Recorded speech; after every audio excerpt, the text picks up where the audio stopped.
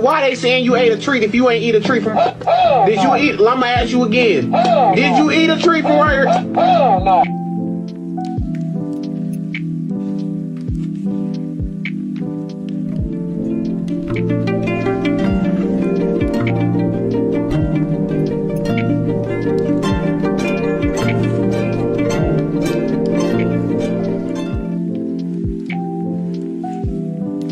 Both too valuable to risk. It should be someone expendable, like Jay. What?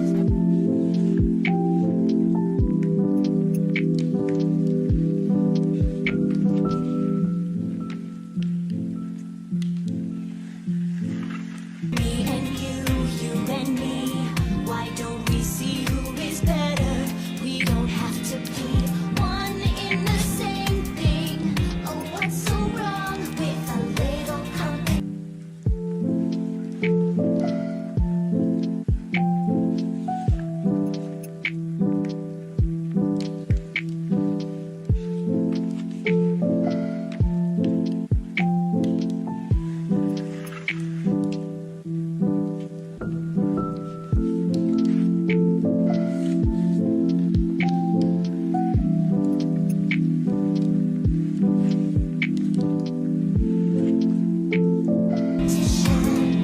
Are you afraid of failing the audition?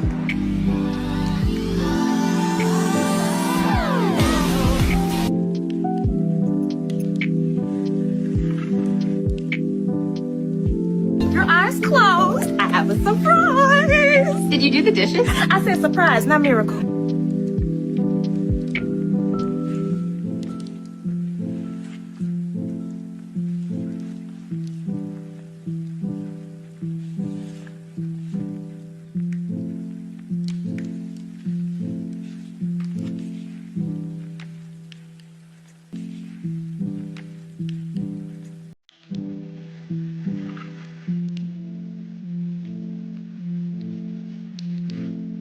Remember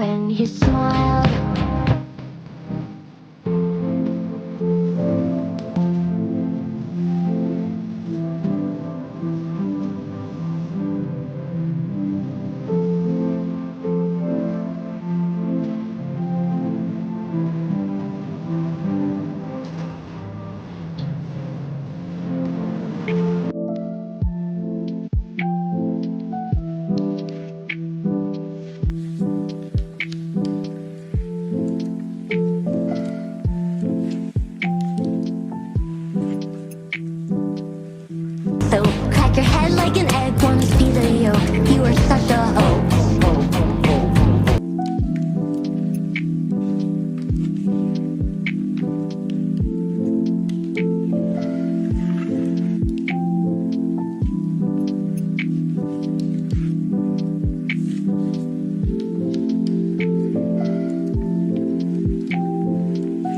Fox season? Isn't that guy some kind of nepo baby? They hate me cause my daddy is rich and I'm like, God damn, leave me alone. He's teething bitch, don't hate me cause my daddy's rich. Motherfucking jealous bitch.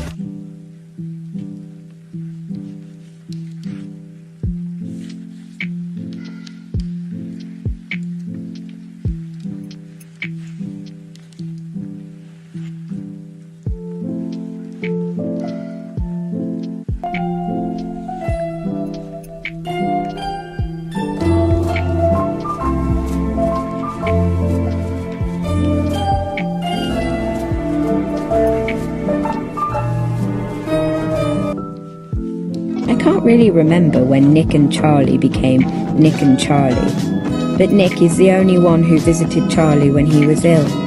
So in my books, he's definitely alright.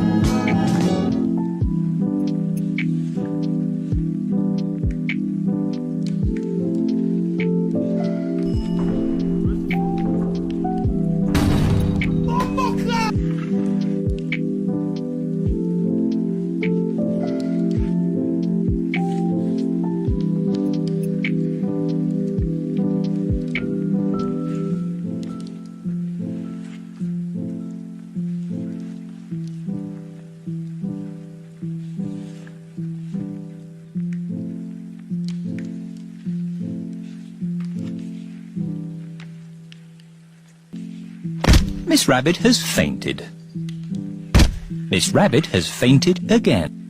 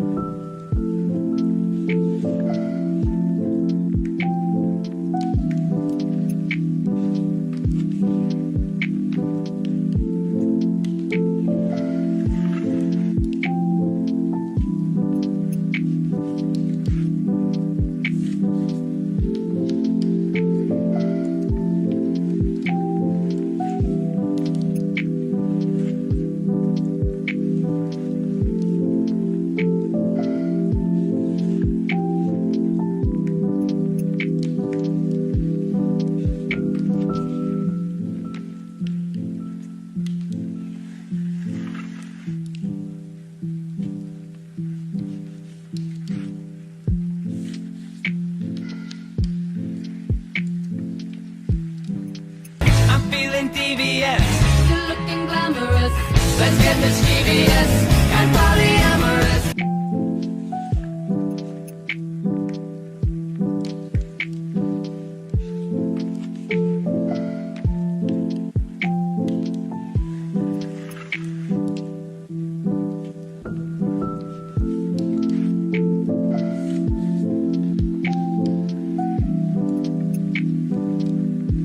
Was gay. Why should I have to apologize? I saw gay, so I said gay. That ain't bullying, that's an astute observation.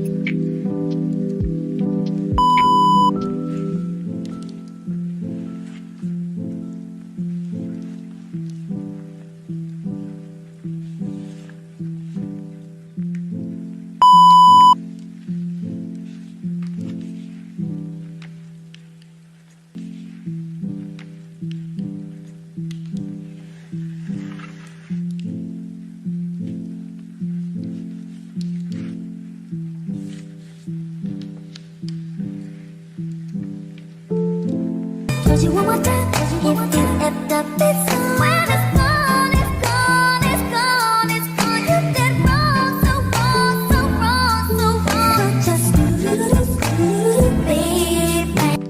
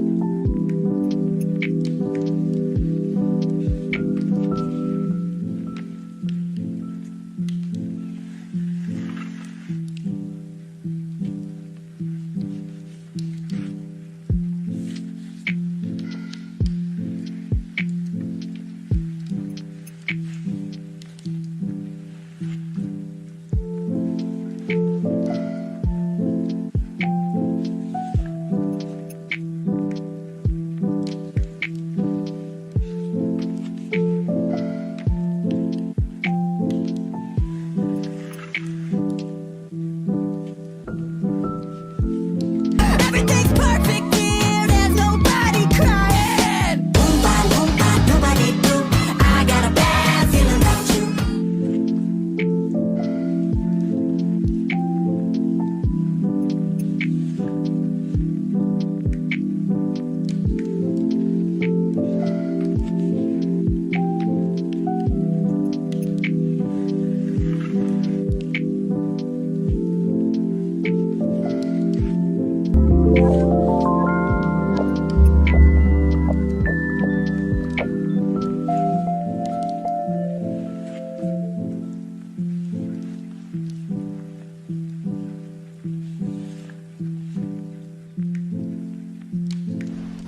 Okay, we gonna need some DW40, and I'm gonna need a 40-piece toolbox. I can get this bitch open in about 10 to 15 minutes. I need y'all to back the fuck up and give me some space.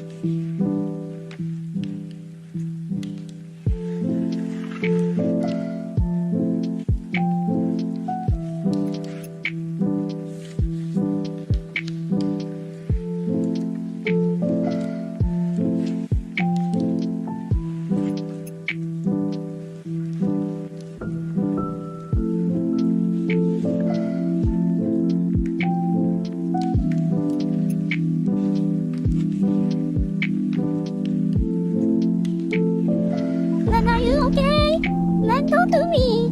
Don't do me. What's wrong? What's wrong with you? What's wrong with that?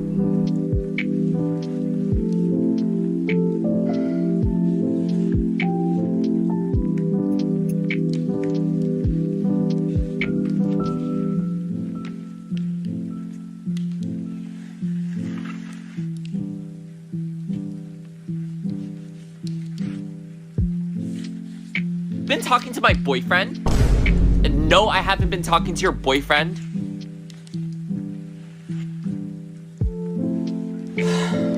Your boyfriend's been talking to me! Excuse me? Why would he be talking to you? You look like a mess. And you look like you're balding with that missing hairline. The only thing missing is your dad, and that's why you're such a home wrecker.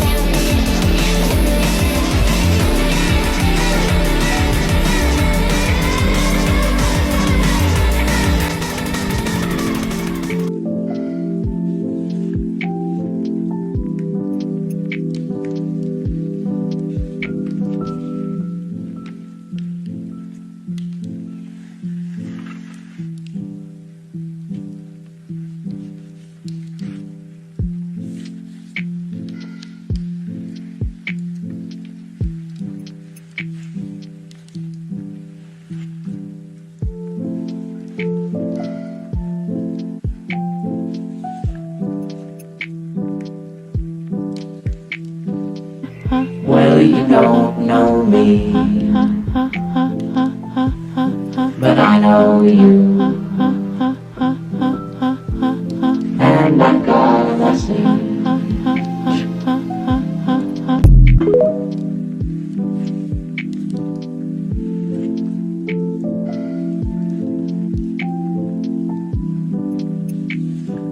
You must be right.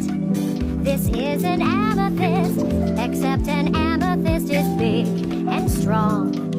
This one is not the best example. Something is clearly wrong.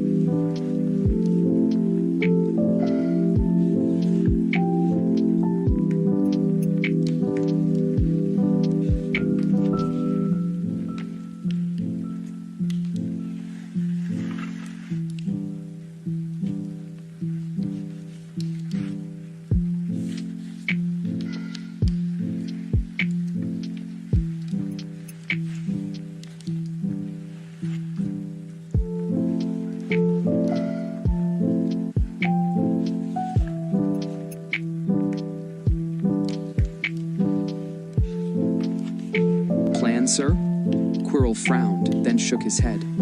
His fingers twitched at his sides. Occasionally, a hand would move towards the cloth of his turban before falling back to rest without doing anything. Dazai watched the motion with a detached sort of interest. "What makes you think I have a plan, I wonder?" Dazai raised a brow. Seeming a bit amused, Quirrell offered a strained smile. "I had underestimated how clever you are. To think that I was so invested in my own plots I neglected to consider you had the conscientiousness to complete your own." "Ah." Quirrell stared down at Dazai, an oddly pleased expression on his face. "What a horrifying child you are." Rolling back on his heels, Dazai chuckled. And to think the big bad Quirrell was bested by said child. How embarrassing for you. The obvious irritation that flickered across Quirrell's face was short-lived. It was replaced almost immediately by another cold mask. Seeing the professor switch from one character to the next, a nervous wreck to a low-level mafioso to a calculating enemy, Dazai tried to pin down just what sort of opponent he was really facing down, so clearly lacking in all the necessary information. Yet you still managed to steal the Philosopher's Stone. He frowned. "Horrifying indeed," Quirrell finished, apparently choosing to ignore Dazai's rebuttal altogether. "But a child, nonetheless. Tell me, child, what made you take interest in the stone?" "Well," Dazai hummed, feigning thoughtfulness, "it seemed like fun at the time, not to mention that you clearly wanted it." Quirrell blinked. His eyes narrowed, and he watched Dazai for a short, contemplative moment. Dazai made sure to keep his expression flat under the close scrutiny. Whatever Quirrell saw, it seemed to harden some resolve in him. After another second of tense silence, Quirrell abruptly asked, "We first met at the Leaky Cauldron, do you remember?" Dazai frowned at the non sequitur, but didn't object. He was too curious to see where Quirrell was going with this new line of inquiry. Dazai didn't like having information dangled over his head. Recalling the incident, Dazai gave Quirrell a thumbs up, just as he had on that day. That had been the first time Dazai saw Quirrell. The other man immediately gave him the impression of danger. But it wasn't until much later during the year that Dazai truly began to involve himself with the turban-wearing mafioso. Spurred on by interest for the situation A, strong dislike for the suspicious dark arts professor. Regardless. Quirrell nodded, looking pleased. "You picked me out of the crowd," he explained, "and I picked you out as well. What was it, I wonder, that drew you to me?" Dazai raised a brow and held his tongue. His silence was rewarded when a second later, Quirrell explained, "I suppose it doesn't matter now. As for me, I noticed that there was something unique about you." Quirrell leaned forward, his breath brushing Dazai's bangs hotly into his face. He didn't relent.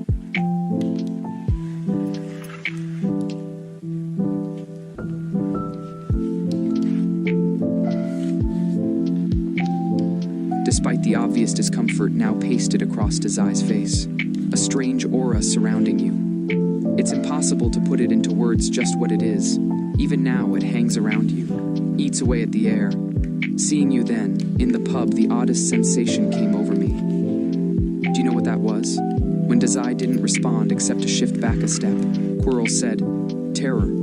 I was overcome with the feeling that what I was looking at was not human at all. An anomaly sent to slither through the cracks of magical society. A monster." Dazai blinked. Cold dread slipped down his spine, and Quirrell's words sunk into his brain. An aura? The only other person who had ever mentioned Dazai having a strange air about him was the Bloody Baron, wasn't it? As a ghost, the man could naturally sense no longer human. But Quirrell shouldn't have been able to sense it, let alone identify some of its characteristics. And even then, what Quirrell was saying. "I see you know what aura I'm talking about," Quirrell said, watching his expression closely. Dazai quickly schooled his features into a blank mask. "How curious." He shook his head. "Initially, that horrible aura is what drew me to you. However, it wasn't until some time later that I knew." "Knew?" Dazai echoed. He tried to take another step away, but immediately backed into a desk. It rattled against the stone floor. Quirrell's smile arched into something sharper. Slowly, he explained, "Imagine my surprise to find young Dazai Osamu's aura could slay a mountain troll with one touch."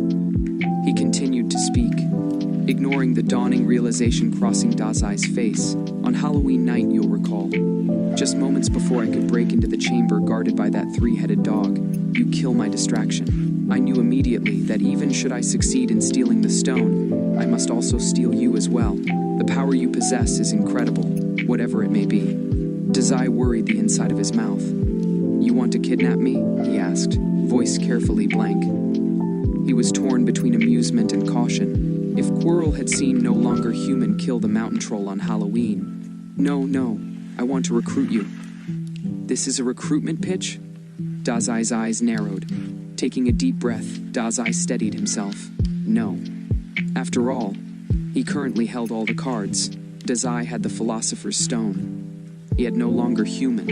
A nullification aura Quirrell was evidentially more aware of than he should be. He had more protection from Hogwarts than Quirrell could ever have. It's not a recruitment. It's a cheap gamble against an unexpectedly competent opponent. The Death Eaters would love to have you, Quirrell said. Although I suppose if you won't. Let me recruit you. Kidnapping, as you so eloquently put it, wouldn't be an entirely incorrect word. Dazai lifted his chin in thought, letting the words wash over him. Death Eaters. He had heard the name a few times here and there.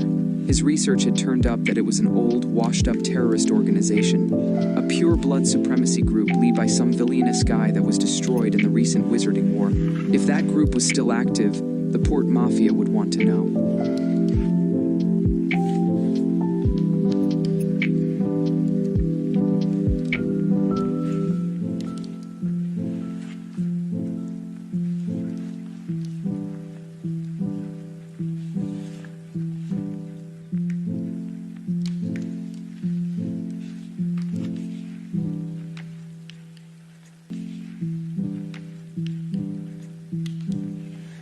Speaking of the Mafia, you can't have me, Dazai argued carefully.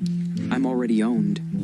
Hogwarts cannot guide you the way the Death Eaters can. Not Hogwarts. Dazai waved him off. He stood up straighter, being sure to not shove the desk this time. If you want to recruit me, take it up with my boss first. Quirrell frowned. For the first time today, he seemed genuinely surprised by what Dazai had to say. He was silent, eyes searching over Dazai once again. Whatever evidence he was looking for this time, he clearly didn't find. There was a tight pinch to his brow when Quirrell met Dazai's eyes once again. Dazai held the gaze, steady. Oh? Quirrell said tonelessly.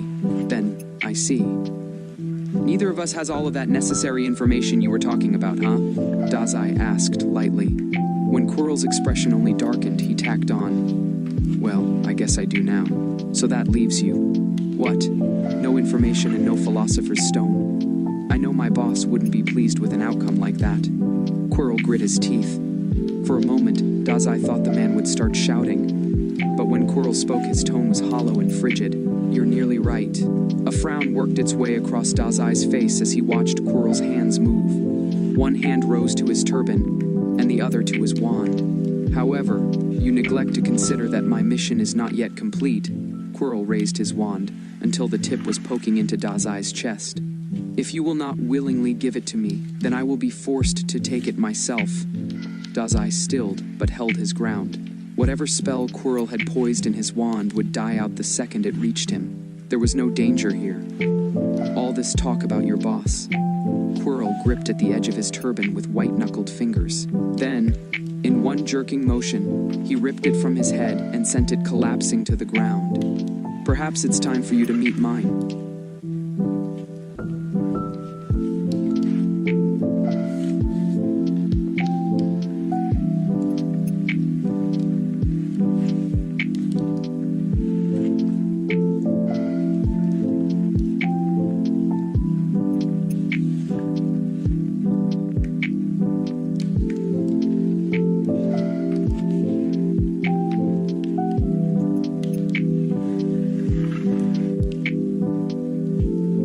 episode 4.